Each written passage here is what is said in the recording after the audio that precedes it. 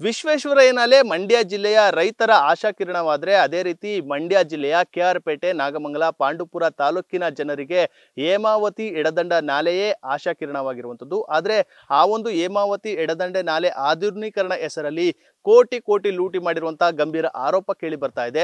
ದೃಶ್ಯಗಳಲ್ಲಿ ನೋಡಬಹುದು. ಇದು ಹೇಮಾವತಿ ಎಡದಂಡ ನಾಲೆ. ಈ ಒಂದು ಎಡದಂಡ ನಾಲೆ ಕೆಆರ್ಪೇಟೆ ಭಾಗದಲ್ಲಿ ಅತಿ ಹೆಚ್ಚಾಗಿ ನೀರಾವರಿ ಸೌಲಭ್ಯವನ್ನ ರೈತರಿಗೆ ಕಲ್ಪಿಸಿರುವಂಥದ್ದು. ಅಂದ್ರೆ ಜಮೀನುಗಳಿಗೆ ಆ ಒಂದು ನಾಲೆಗಳ ಮೂಲಕವೇ ನೀರನ್ನು ಹರಿಸಲಾಗುತ್ತೆ.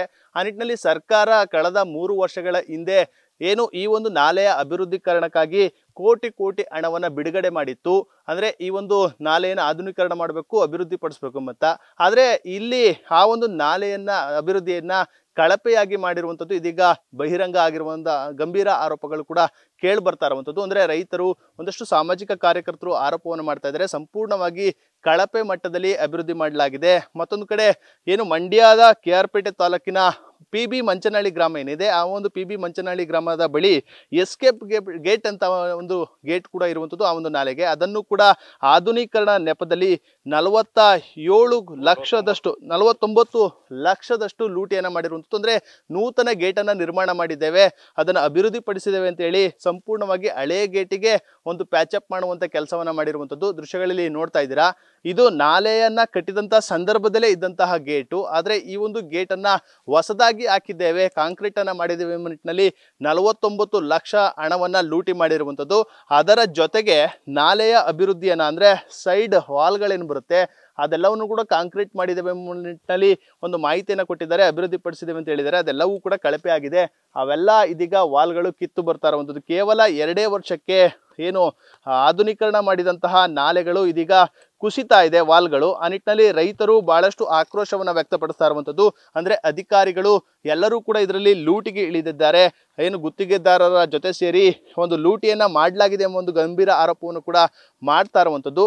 ಇನ್ನು ಒಂದಷ್ಟು ರೈತರು ನಮ್ಮ ಜೊತೆ ಇದ್ದಾರೆ, ನೇರವಾಗಿ ಅವ್ರನ್ನೇ ಮಾತನಾಡಿಸ್ತೀನಿ. ಅವರ ಆರೋಪ ಏನು, ಯಾವ ರೀತಿ ಲೂಟಿಯಾಗಿದೆ ಅಂತ. ಸರ್, ಈ ಒಂದು ನಾಲೆಯ ಆಧುನೀಕರಣ ರೈತರಿಗೆ ಅವಶ್ಯಕತೆ ಇತ್ತು, ಆದರೆ ಈ ಒಂದು ಆಧುನೀಕರಣ ಹೆಸರಲ್ಲಿ ಲೂಟಿ ಮಾಡಿದ್ದಾರೆ ಅಂತ.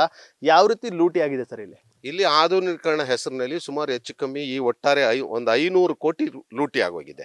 ಯಾವ ರೀತಿ ಲೂಟಿ ಆಗಿ ಹೋಗಿದೆ ಅಂತ ಹೇಳಿದ್ರೆ, ಇಲ್ಲಿ ಎಸ್ಟಿಮೇಟ್ ಅಲ್ಲಿ ಹೊಸದಾಗಿ ನಿರ್ಮಾಣ ಮಾಡಿದ್ವಿ ಅಂತ ಹೇಳ್ಬಿಟ್ಟು ಸಂಪೂರ್ಣ ಬಿಲ್ ಕ್ಲೈಮ್ ಮಾಡಿದ್ದಾರೆ.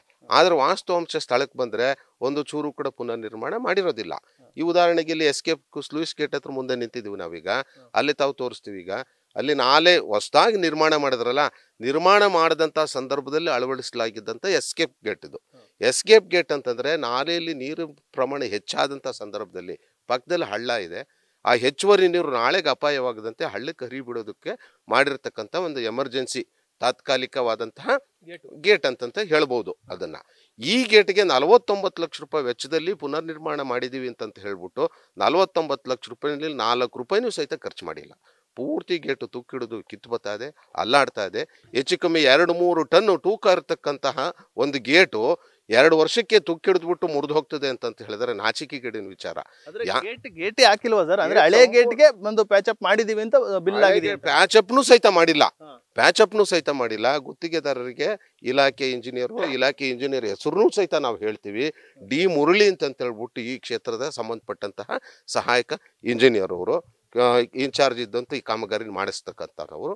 ಇಲ್ಲಿ ಅವ್ರಿಗೆ ಕೇಳಿದ ಸ್ಥಳದಲ್ಲಿ ಯಾರು ಬೇಕಾದ್ರೂ ಬಂದು ನೋಡ್ಲಿ. ಈಗ ಗೇಟ್ ಈಗ ಅಲ್ಲಾಡ್ತಾ ಇದೆ. ಈಗ 2-3 ಟನ್ ತೂಕ ಇರತಕ್ಕಂಥ ಗೇಟ್ ಅನ್ನೋದು ಕೈಯಲ್ಲಿ ಅಲ್ಲಾಡ್ತದೆ ಅಂತ ಹೇಳಿದ್ರೆ ಅದ್ರ ಗುಣಮಟ್ಟನ ನೀವು ಯಾರಿದ್ರು ಕೂಡ ವಾಸ್ತವಾಂಶ ಅರ್ಥಕೋಬಹುದು.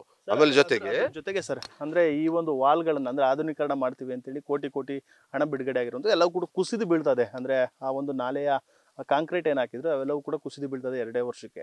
ಕಳಪೆ ಮಟ್ಟದಿಂದ ಕೂಡಿದೆಯಾ ಅಂತ ಸಂಪೂರ್ಣವಾಗಿ? ಖಂಡಿತವಾಗಿ ಕಳಪೆ ಗುಣಮಟ್ಟದಿಂದ ಕೂಡಿದೆ. ಕಾರಣ ಯಾಕೆ ಅಂತ ಹೇಳ್ತೀನಿ ಕೇಳಿ. ಈ ನೋಡಿ, ಈ ಸೈಡ್ ಲೈನಿಂಗ್ ಅಂತ ಹೇಳ್ತೀವಿ. ಸೈಡ್ ಲೈನಿಂಗ್ ಅನ್ನ RCC ಸಿಮೆಂಟ್ ಕಾಂಕ್ರೀಟ್ ರೀಇನ್ಫೋರ್ಸ್ಮೆಂಟ್ ಮುಖಾಂತರ ಪುನರ್ ನಿರ್ಮಾಣ ಮಾಡಬೇಕು. ಇವರು ಒಂದೊಂದು ಕಿಲೋಮೀಟರ್ಗೆ 4 ಟನ್ನು 4.25 ಟನ್ನು ಕಬ್ಬಣ ಅಳವಡಿಸಿ ಇವ್ರನ್ನ ರೀಇನ್ಫೋರ್ಸ್ಮೆಂಟ್ ಕಾಂಕ್ರೀಟ್ ಹಾಕಿ ಮಾಡಿದ್ದೀವಿ ಅಂತ ಹೇಳ್ಬಿಟ್ಟು ಬಿಲ್ ಕ್ಲೈಮ್ ಮಾಡಿದ್ದಾರೆ. ಈ ಸ್ಥಳದಲ್ಲಿ ಇಲ್ಲಿ ತಾವು ನೋಡ್ತಾ ಇದ್ದೀರಿ, ಇಲ್ಲಿ ಪಕ್ಕದಲ್ಲೇ ನಿಂತಿರ್ತಕ್ಕಂಥ ಬಜೂನಲ್ಲಿ ಒಂದು 10 ಮೀಟರ್ ಇಲ್ಲ ಮುಂದ್ಗಡೆ ಇಲ್ಲಿ ಪೂರ್ತಿ ಹೆಚ್ಚು ಕಮ್ಮಿ ಒಂದು 50 ಮೀಟರ್ನಷ್ಟು ನಾಳೆ ಸಂಪೂರ್ಣ ಕುಸಿದೋಗಿದೆ. ಕಾಂಕ್ರೀಟ್ ಅಳವಡಿಸಿದ್ರೆ ಕಬ್ಬಣ ಹಾಕಿದ್ರೆ ಒಳಗಡೆ ಕಬ್ಬಣ ಕಾಣಬೇಕಲ್ವಾ? ಕಬ್ಬಣ ಇಲ್ಲ, ಬಿಲ್ ಕ್ಲೈಮ್ ಆಗಿದೆ. ಅತ್ಯಂತ ಕಳಪೆ ಕಾಮಗಾರಿ ಇದರಿಂದ ಇದು ಒಂದು ಸ್ಥಳದಲ್ಲಿ ಈ ರೀತಿ ಆದರೆ ಈ ರೀತಿ 4 ಪೂರ್ತಿ ಉದ್ದಕ್ಕೂ 16 ಸ್ಥಳದಲ್ಲಿ ಇದೇ ರೀತಿ ಕಿತ್ತು ಕುಸಿದು ಬಿದ್ದೋಗಿದೆ. ಈಗ ಅಂದ್ರೆ ಕೋಟಿ ಕೋಟಿ ಲೂಟಿ ಆಗಿದೆ ಸರ್. ಅಧಿಕಾರಿಗಳು ಏನು ಎಚ್ಚೆತ್ಕೊಳ್ತಾ ಅಲ್ವಾ? ಏನ್ ಹೇಳ್ತೀರ ಅಂತ, ಏನ್ ಆಗ್ರಹ ಪಡಿಸ್ತೀರಿ ಇವಾಗ? ಅಧಿಕಾರಿಗಳು ಸರ್ಕಾರ ಸತ್ತೋಗಿದೆ ಅಂತ ಹೇಳ್ಬೋದು ನಾವು. ಸರ್ಕಾರ ಸತ್ತೋಗಿದೆ, ಜೀವಂತವಾಗಿ ಬದುಕಿಲ್ಲ. ಸರ್ಕಾರ ಬದುಕಿದ್ರೆ ನಮ್ಮ ದೂರಿಗೆ ಈ ಸಾರ್ವಜನಿಕರು ಹಣನ ಲೂಟಿ ಆಯ್ತಾ ಇರೋದನ್ನ ತಡೆಯೋದು. ಸರ್ಕಾರ ಸತ್ತೋಗಿದೆ ಅಂತ ನಮ್ಮ ನಿರೀಕ್ಷೆ ಆಗ್ಬಿಟ್ಟಿದೆ. ಸರ್ಕಾರದವ್ರು ಯಾರು ಕೂಡ ದಪ್ಚರಂದವರು ಯಾವ ಚೂಜಿ ತಗೊಂಡು ಚುಚ್ಚಿದ್ರು ಅಳ್ಳಾಡ್ತಾ ಇಲ್ಲ. ಅಧಿಕಾರಿಗಳು ಅದು ಏನೇನು ಮಾಡಬೇಕು ಅಂತ ಮಾಡಿದಾರೋ ಈ ಸಮಾಜನ ಅಂತ ಗೊತ್ತಾಯ್ತಲ್ಲ. ರಾಜಕಾರಣಿಗಳು ಅವ್ರು ಹೇಳೋದಕ್ಕೆ ಕುಣಿತಾ ಇದ್ದಾರೆ. ಇಲ್ಲಿ ಬೇಕಾದಷ್ಟು 100 ಕೋಟಿ 500 ಕೋಟಿ ನಮಗೆ ಕಣ್ಣು ಕಾಣಂಗೆ 500 ಕೋಟಿ ಲೂಟಿ ಆಗಿದೆ. ಇಲ್ಲಿವರೆಗೂ ಕೂಡ ಸರ್ಕಾರಕ್ಕೆ ದೂರು ಕೊಟ್ಟಿದ್ದೀವಿ. ಈ ಸರ್ಕಾರ ಅಲ್ಲ ಆ ಸರ್ಕಾರಕ್ಕೆ ಕೊಟ್ಟಿದ್ದೀವಿ. ಎಲ್ಲ ವಿಜಿಲೆನ್ಸ್ನವ್ರಿಗೂ ಪತ್ರ ಬರೀತಾರೆ. ಯಾವ ವಿಜಿಲೆನ್ಸರು ಕೂಡ ಇಲ್ಲಿ ಬಂದು ಸ್ಥಳ ತನಿಖೆ ಮಾಡೋಕ್ಕೆ ರೆಡಿ ಇಲ್ಲ. ಲೋಕಾಯುಕ್ತರು ಬರೋಕ್ಕೆ ರೆಡಿ ಇಲ್ಲ. ನಾವು ಇಂಚು ಇಷ್ಟಿಷ್ಟೇ ಆಗಿದೆ, ಇಂತಿಂಥ ಜಾಗದಲ್ಲೇ ಬನ್ನಿ ತೋರಿಸ್ತೀವಿ. ಇದಕ್ಕೆ ಯಾವ ಟೆಕ್ನಿಕಲ್ ವಿಂಗ್ ಬೇಕಾಗಿಲ್ಲ. ದನ ಕಾಯೋರು ಕೂಡ ತೋರಿಸ್ಬೋದು. ಇದೊಂದು ಪಾರ್ಟಿನ ಬಿಲ್ ಆಗಿ ತೆಗ್ದಿದ್ದೀರಿ, ಈ ಸ್ಪಾಟಲ್ಲಿ ಜಾಗ ಇಲ್ಲ, ಪದಾರ್ಥ ಇಲ್ಲ ಇದ್ರೆ ಯಾರಿಗಾರ್ಬು ಗೊತ್ತಾಗ. ಅದಕ್ಕೆ ಟೆಕ್ನಿಕಲ್ ವಿಂಗ್ ಬೇಕಾಗಿಲ್ಲ ಅಂತ ಮುಖ್ಯ ಲೋಕಾಯುಕ್ತರ ಜೊತೆ ಸಭೆ ಮಾಡಿದ್ದೀವಿ.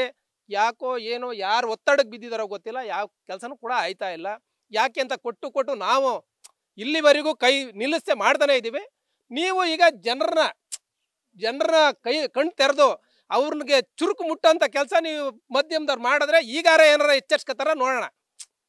ಇಷ್ಟು ರೈತರ ಆಕ್ರೋಶಗಳಾಗಿರುವಂಥದ್ದು. ಅಂದ್ರೆ ಸರ್ಕಾರ ನಮ್ಮ ಪಾಲಿಗೆ ಸತ್ತೋಗಿದೆ ಎಂಬ ನಿಟ್ಟಿನಲ್ಲಿ ಹೇಳ್ತಾ ಇರುವಂಥದ್ದು. ಅಂದ್ರೆ ಸರ್ಕಾರ ಇಷ್ಟು ಕೋಟಿ ಲೂಟಿ ಆದ್ರೂ ಎಚ್ಚೆತ್ತುಕೊಳ್ಳದಿರುವಂಥದ್ದು ರೈತರ ಆಕ್ರೋಶಕ್ಕೂ ಕೂಡ ಕಾರಣ ಆಗಿರುವಂಥದ್ದು. ಆ ನಿಟ್ಟಿನಲ್ಲಿ ಈಗಲಾದ್ರೂ ಅಧಿಕಾರಿಗಳು ಸರ್ಕಾರ ಎಚ್ಚೆತ್ತುಕೊಂಡು ಲೂಟಿ ಮಾಡಿರುವಂತ ಹಣವನ್ನ ವಸೂಲಿ ಮಾಡಿ ಮತ್ತೆ ನಾಲೆಯ ಅಭಿವೃದ್ಧಿ ಪಡಿಸುತ್ತಾ ಎಂಬುದನ್ನ ಕಾದು ನೋಡಬೇಕಾಗಿದೆ. ಕ್ಯಾಮ್ರಾ ಪರ್ಸನ್ ಅರ್ಚಿ ಜೊತೆ ನಂದೀಶ್, ನ್ಯೂಸ್ ಫಸ್ಟ್ ಮಂಡ್ಯ.